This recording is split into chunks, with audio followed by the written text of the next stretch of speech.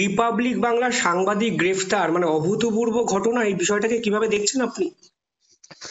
দেখো, প্রথমত এটা শুধু রিপাবলিক বাংলার সন্তু নয়, এটা সংবাদ মাধ্যমের উপর আক্রমণ।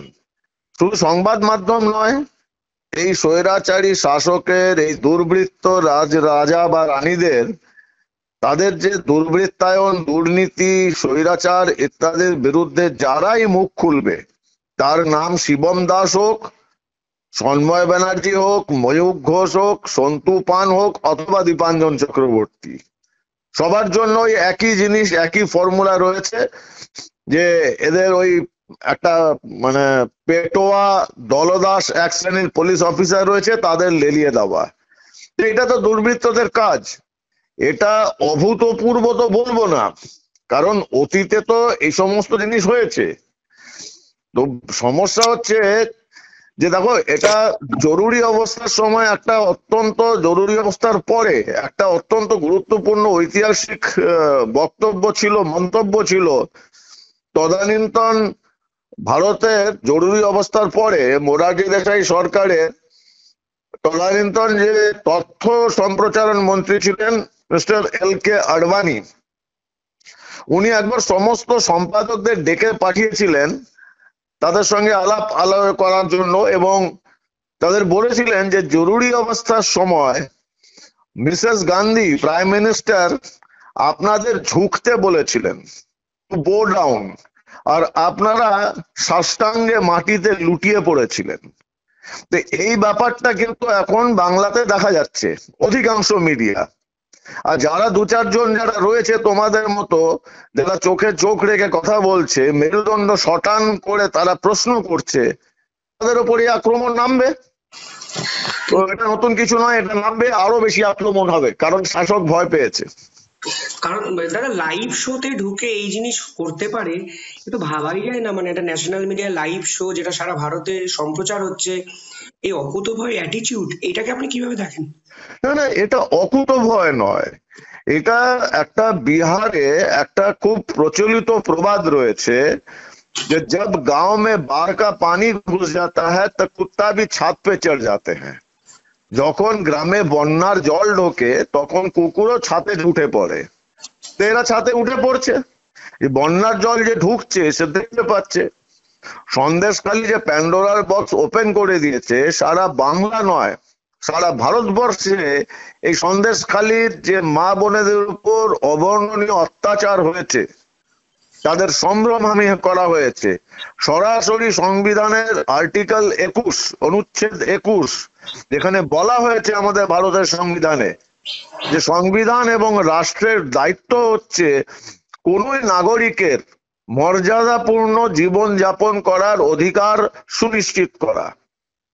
তো সেটা দেখা যাচ্ছে সন্দেশখালীতে সংবিধানের অনুচ্ছেদ 21 কতটা প্রতিপালন করা হয়েছে।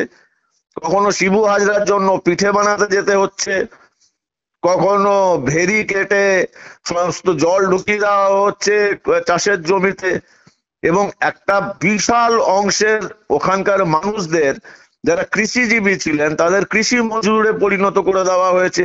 তো এই সবগুলো এখন বাজারে বেরিয়ে গেছে, বাংলা নয় ভারতবর্ষের মানুষ জানতে শুরু করেছে, এবং সন্দেশখালীর মহিলাদের উপর অত্যাচারের কাহিনী কিন্তু বহির্বিশ্বেও পৌঁছে গিয়েছে। তো এই ভয় এখন শাসককে এগুলো করাচ্ছে, আক্রমণ আরো বাড়বে, কারণ এখন ভীত সন্ত্রস্ত আতঙ্কিত। দাদা, আরো একটা গুরুত্বপূর্ণ প্রশ্ন যেটা বারংবার উঠে আসছে, যে সাংবাদিকদের বিরুদ্ধে যে মামলাগুলো করা হয়েছে, যে মামলাটি এক্ষেত্রে অন্তত করা হয়েছে, সেখানে ট্রেসপাসিং থেকে শুরু করে জোর করে ঘরে ঢুকে যাওয়া এবং মহিলার বাইট নেওয়া, এই যে এই বিষয়গুলো হঠাৎ করে অভিযোগপত্রে এইগুলো লেখা হয়েছে, এইটা আপনি কিভাবে দেখেন? দেখো, ব্যাপারটা হচ্ছে, এক নম্বর আমি দেখছি এই তুমি যে আমার ইন্টারভিউ নিচ্ছ, আমি যে বলছি কথাগুলো, আমাদের আওয়াজ মানুষের কানে পৌঁছাচ্ছে। আর আজকে বা কালকের মধ্যে দেখবে কলকাতার উচ্চ আদালত, হাইকোর্টের থাপ্পড় কত অব্দি পৌঁছায়। কারণ এই পুলিশ অফিসাররা খুব ভালো করে জানেন যে সমস্ত এরা ধারাগুলো দিয়েছে, বেসিক যে নিড কাউকে অ্যারেস্ট করার, সেগুলি তো ফুলফিল করা হয়নি।